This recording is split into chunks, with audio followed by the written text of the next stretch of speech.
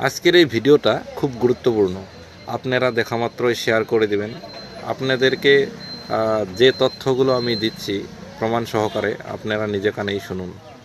কেবলমাত্র একটা যুদ্ধজাহাজের বদলা নিতেই ভারত কি এখন গোটা রিজিয়ন যুদ্ধ লাগানোর পরিকল্পনা করছে? তা না হলে অল অফ সাডেন কেনই বা চুপি চুপি এই ধরনের গোপন অস্ত্র পাঠানোর জন্য উঠে পড়ে লেগেছে ভারত সরকার?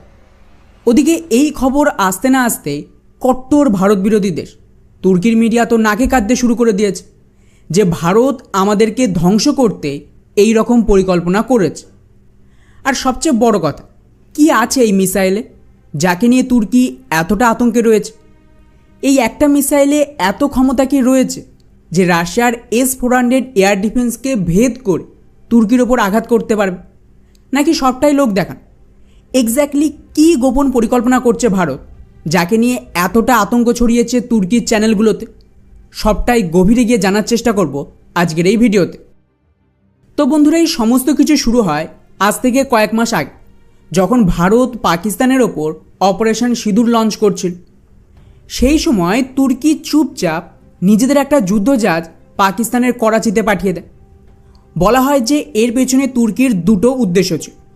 প্রথমত ভারতকে দেখানো যে আমরা পাকিস্তানের সাথে আছি, আর দ্বিতীয়টা এতে করেই তুর্কি গোপনে বেশ কিছু হাতিয়ার পাকিস্তানে পৌঁছে দিয়েছিল। পরে অবশ্য ভারতের আক্রমণ দেখেই আগেভাগেই তুর্কির নৌবাহিনী পালিয়ে বাঁচে, আর ওদের অফিসিয়াল বয়ানও আসে যে সমস্ত খবর মিথ্যে, আমরা পাকিস্তানে কোনো রকম হাতিয়ার পাঠাইনি এই কনফ্লিক্টের দরুন। কিন্তু ততক্ষণে যা ক্ষতি হওয়ার সেটা তো হয়ে গেছে, ওরা ভারতের হিট লিস্টে সামিল হয়েছে। এর বদলা নিতেই ভারত দুটো বড় পরিকল্পনা করে, যাতে তুর্কিকে এমন একটা ভয়ঙ্কর শিক্ষা দেওয়া যায় যে অন্য কোনো দেশ সাহস না করে ভারতের বিরুদ্ধে যেতে। এর আওতায় প্রথম কাজ ছিল তুর্কির সবচেয়ে সেন্সিটিভ জায়গা মানে সাইপ্রাসে আঘাত করা, যাকে নিয়ে আমি দুটো ভিডিওতে বিস্তারে বুঝিয়েছি যে কিভাবে আমাদের প্রাইম মিনিস্টার সাইপ্রাসে গিয়ে তুর্কির কবর খুঁড়ে এসেছে। ভিডিওটা দেখে নেবেন, ডেসক্রিপশনে লিঙ্ক রয়েছে। দ্বিতীয় পরিকল্পনা ছিল যেরকম ওরা পাকিস্তানকে হাতিয়ার দিয়ে ভারতে হামলার চেষ্টা করেছিল, সেম ধরনের কিছু তুর্কির ওপর করে। আর এখানে আমাদেরকে সাহায্য করবে গ্রিস, যার ধরুন মাসখানেক আগেই আমাদের একটা পুরো টিম গ্রিসে পৌঁছে যায়, আর ওখানে গিয়ে গ্রিসকে আনঅফিশিয়ালি একটা গোপন হাতিয়ার অফার করে যা মোটামুটি 1000 কিলোমিটার দূরেও আক্রমণ করতে সক্ষম। এটা কিন্তু গ্রিসের মিডিয়া জিও স্ট্র্যাটেজিক্যাল রিপোর্ট করেছে, যাকে আমি ট্রান্সলেট করে দেখাচ্ছি আপনার। এখানে এই অস্ত্রের বিশেষত্ব হলো এটা ব্রহ্মসের মতন দামি না, কিন্তু এটার রেঞ্জ ব্রহ্মসের চেয়ে 3 গুণ বেশি, যার ফলে গ্রিসের সেনা এই হাতিয়ারকে ব্যবহার করে তুর্কির ওপরে স্যাচুরেটেড অ্যাটাক করতে পারে। এটা কি জিনিস? তো মনে করুন যে তুর্কির কাছে কোনো একটা এয়ার ডিফেন্স সিস্টেম রয়েছে যা টোটাল একবারে অন্তত 100টা টার্গেটকে শুটডাউন করতে পারবে এই রকম মিসাইল লোড করা আছে। এরপর এগুলিকে রিলোড করতে হয়। কিন্তু যদি তুর্কির ওই এয়ার ডিফেন্সের ওপর 101টা মিসাইল হামলা হয়, তাহলে যদি বাই এনি চান্স 100টা মিসাইল শুটডাউন হয়েও যায়, তাহলেও কিন্তু একটা মিসাইল অ্যাটাক করবে, যেটা ইসরায়েলে বহুবার আপনারা দেখেছে। এটাকেই স্যাচুরেটেড অ্যাটাক বলে। আর শুধু তাই না, তুর্কি যে কোনো বড় হামলা ঠেকাতে ভারতের মতন রাশিয়া থেকে S-400 এয়ার ডিফেন্স সিস্টেম কিনে রেখেছে। কিন্তু এটাও বেকার হয়ে যাবে যদি ওদের কাছে ইন্টিগ্রেটেড এয়ার ডিফেন্স কভার না থাকে। সহজ ভাষায় যদি আপনাদের বলি, সেম S-400 রাশিয়াতে কিন্তু এত ভালো পারফরমেন্স দেয়নি, কিন্তু ভারতে দারুণ পারফরমেন্স দিয়েছে। এর কারণ হলো আমরা ভারতের সমস্ত এয়ার ডিফেন্স সিস্টেম, এমনকি আর্মি, নৌবাহিনী, বায়ুসেনা, প্রত্যেকের সিস্টেমকে একসাথে জুড়ে দিয়েছি। আর এমন একটা ইন্টিগ্রেটেড কমান্ড তৈরি করা হয়েছে যাতে আমাদের যত এয়ার ডিফেন্স সিস্টেম রয়েছে, যতগুলো লেয়ার রয়েছে, সবাই আলাদা আলাদা নয়, বরং একটা সিস্টেম হিসেবে কাজ করছে গোটা দেশে। তাই কত বড় থ্রেট, সেখানে কোন ধরনের এয়ার ডিফেন্সকে অ্যাক্টিভ করতে হবে, তা কিন্তু এই সিস্টেমের দ্বারা প্রপারলি করা সম্ভব হয়েছে। অথচ এই ধরনের ইন্টিগ্রেটেড সিস্টেম না রাশিয়ার কাছে রয়েছে না তুর্কির কাছে। আর ভারতীয় সিস্টেম যে কতটা সফল তা তো অপারেশন সিঁদুরে দেখেই নিয়েছে। ব্যাস, এটাকে কাজে লাগিয়েই ভারত তো বুঝে গেছে কীভাবে অন্য দেশের এয়ার ডিফেন্সকে ডিস্ট্রয় করতে হয়।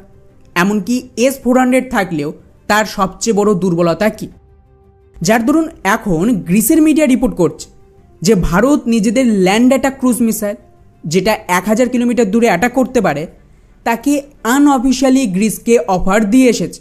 এটা কিন্তু ভারতের একেবারে লেটেস্ট মিসাইল। এবং তারপর থেকেই তুর্কিতে প্যানিক শুরু করে দেয়। তুর্কির একটা লোকাল মিডিয়া টিআর হেবার কি রিপোর্ট করেছে দেখুন। ওরা বলছে যে ভারত তুর্কিকে ধ্বংস করতে এজিয়ান সাগরে ক্রুজ মিসাইল নিয়ে আসছে।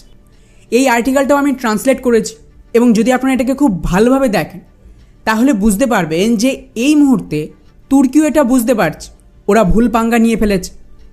এই আর্টিকেল অনুযায়ী এর আগে ভারত নাকি অলরেডি নিজেদের ব্রহ্মোস মিসাইল গ্রিসকে দেওয়ার জন্য রেডি হয়েছে, যাকে ব্যবহার করা হবে S-400-এর বিরুদ্ধে। কিন্তু ন্যাটোর কারণে বিষয়টা বেশি দূর এগোতে পারেন। যেহেতু গ্রিস ন্যাটোর পার্ট, তো ভারতের জন্য সিকিউরিটি থ্রেট হতে পারে যদি ওরা এই টেকনোলজি আমেরিকা বা অন্য কারোর সাথে শেয়ার করে দেয়। ওদিকে ভারত নাকি একটা অ্যানিমেশন ভিডিও রিলিজ করেছে, যেখানে দেখিয়েছে কিভাবে আমাদের এই ব্রহ্মোস মিসাইল গ্রিসের আইল্যান্ডে ডিপ্লয় করলে তুর্কিকে ডিস্ট্রয় করতে পারে। আমি জানি না যে এই অ্যানিমেশনটা তুর্কির মিডিয়া কোথা থেকে পেয়েছে। এরকম কিছু কিন্তু ভারত অফিসিয়ালি রিলিজ করেন, হয়তো কোনো ইউটিউব চ্যানেল বা নিউজ চ্যানেল এগুলো বানিয়েছে, সেটা ওরা পাবলিশ করে দিয়েছে। এরপর এই মিডিয়া দাবি করছে ভারতের এই নতুন 1000 কিলোমিটার রেঞ্জের মিসাইল এতটা শক্তিশালী যে তুর্কির এয়ারপোর্ট, এয়ারবেস, সমস্ত মিলিটারি ইনস্টলেশনকে টার্গেট করতে পারে। এবং ভারত তো এখানেই থামবে না, আমাদের প্ল্যান নাকি আরও ভয়ঙ্কর কিছু করার রয়েছে। আর বেশিরভাগ চুক্তি ভারত সরকার গ্রিসের সাথে চুপচাপ গোপনেই করতে চাইছে, যেরকমটা আর্মেনিয়াতে করেছে। তাই তুর্কি ভারতের ওপর অভিযোগ তুলছে, যেহেতু তুর্কি আর পাকিস্তানের বন্ধুত্ব ভারত সহ্য করতে পারছে না, তাই এর বদলা নিতেই ভারত এই ধরনের কাজ করে এই রিজিয়নে একটা যুদ্ধ লাগাতে চাইছে। মানে আজব দেশের, ওরা ভারতের বিরুদ্ধে মিসাইল দেবে, ড্রোন দেবে, তাতে সমস্যা নেই। যেই ভারত পাল্টা ওষুধ দিচ্ছে তখন ওদের শান্তির কথা মনে পড়ছে। এখন প্রশ্ন আসছে যে এরপর কী হবে। দেখুন, সিচুয়েশান যা দেখা যাচ্ছে তাতে প্রাইম মিনিস্টার সাইপ্রাসে গিয়ে তো বুঝিয়েই দিয়েছে কিছু একটা প্ল্যান ভারত করেছে। আর এখন আনঅফিশিয়ালি ক্রুজ মিসাইল দেওয়া, ব্রহ্মোস দেওয়ার কথা চলছে। এতে বেসিক্যালি ভারত এই রিজিয়নে তুর্কির বিরুদ্ধে গুটি সাজাচ্ছে। একবার আমাদের গুটি সাজানো হয়ে গেলেই অ্যাকশন শুরু হতে পারে। আপনাদের মাথায় রাখতে হবে যে এই মুহূর্তে যেভাবে গোটা বিশ্বে কনফ্লিক্টের পরিবেশ তৈরি হয়েছে, একের পর এক দেশে অশান্তি তৈরি হচ্ছে, আমি অবাক হব না যদি সাইপ্রাসকে নিয়েও এই রিজিয়নে কিছু একটা হয়। ইসরায়েলও তুর্কির ওপর ক্ষেপে রয়েছে, তো ভারতও তো রেডি আছে। সেক্ষেত্রে দুই দেশ হাত মিলিয়ে গ্রিস বা সাইপ্রাসকে ইনফ্লুয়েন্স করতেই পারে। অর্থাৎ বেসিক্যালি ভারত এখানে তুর্কির